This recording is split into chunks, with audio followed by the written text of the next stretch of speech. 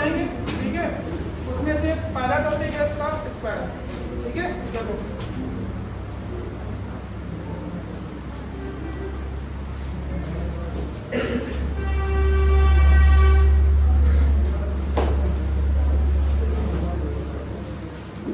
Square में होता है क्या है कि इसकी चारों साइडें जो है बराबर होती है, ठीक है।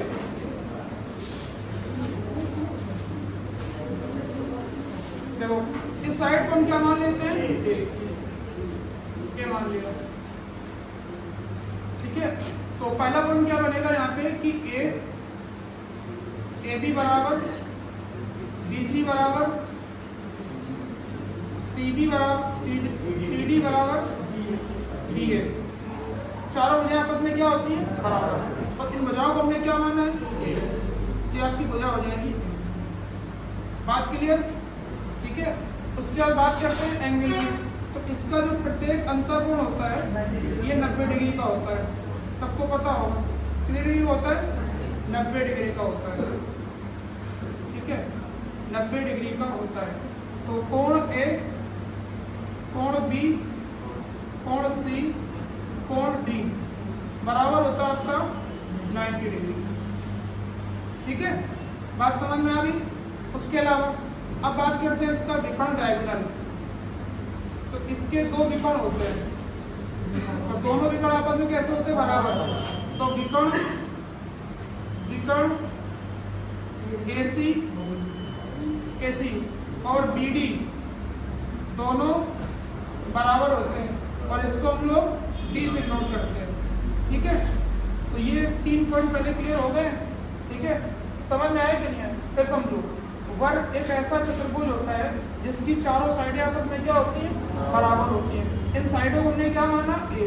तो ए बी भुजा BC CD और DA को ए मान लिया और इसका प्रत्येक अंतःकोण 90 डिग्री समकोण होता है। तो कोण ए बराबर कोण बी, कोण सी, कोण डी कितना होता है, 90 डिग्री। और इसके दो विकर्ण AC और विकर्ण BD दोनों क्या होते हैं, बराबर।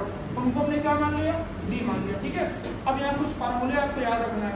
तो सबसे पहले बात करते हैं इसकी साइड मतलब क्या, भुजा।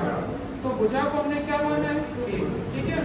दूसरा बात करते हैं इसका पेरीमीटर, ठीक है। पेरीमीटर मतलब क्या होता है, परिमाप। तो परिमाप क्या होता है, 4a होता है, इसकी चारों भुजाओं का योग, ठीक है। देखो परिमाप का मतलब क्या होता है, घेरा होता है, ठीक है। तो एक व्यक्ति यहाँ चलना शुरू करेगा और यहाँ तक जाएगा, कितना तय करेगा, a। फिर यहाँ से यहाँ पहुँचा 2a हो गया, फिर यहाँ पहुँचा 3a और ये हो गया 4a, परिमाप 4a हो गया। अगला पॉइंट रहेगा, बात करते हैं हम लोग इसका डायगोनल, ठीक है। तो इसका जो डायगोनल होता है मतलब विकर्ण, ठीक है। इसको हम लोग D से नोट करते हैं। ये होता है a√2 और जहाँ a बराबर क्या होता है, साइड, ठीक है। a√2 होता है। उसके बाद में अब बात करते हैं हम लोग इसका क्षेत्रफल, या a को हम पीछे लिख सकते हो, कोई दिक्कत नहीं है ऐसे, ठीक है। इसका बात करें क्षेत्रफल या एरिया की बात करते हैं। एरिया मतलब होता है क्षेत्रफल।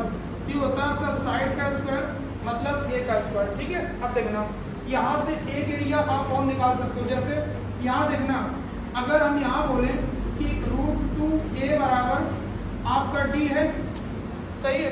तो अगर हम a बराबर निकालेंगे तो d/√2 आ जाएगा ना। एक एरिया तो आपका ये होता है साइड का स्क्वायर, लेकिन कभी अगर विकर्ण की लंबाई दी हो और एरिया पूछे तो एरिया क्या, यहाँ से एरिया क्या आ जाएगा, यहाँ से अगर एरिया निकालोगे दूसरा तो क्या बनेगा, ठीक है। अगर एरिया निकालना है दूसरा तो हो जाएगा आपका d/√2 का होल स्क्वायर। और यहाँ पे ये क्या भुजा काम कर रही है ना, तो यहाँ कितना हो जाएगा d²/2।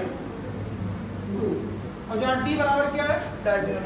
तो ये कब लगाएंगे, जब त्रिभुज का वर्ग का विकर्ण दिया हो। और ये फॉर्मूला कब लगाएंगे, जब वर्ग की भुजा दी हो। तो इतना नोट कर लो पहले जल्दी से।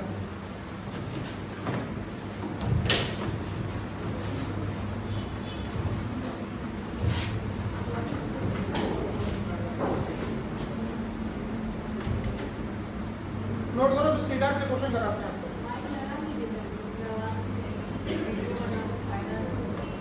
कोई दिक्कत नहीं।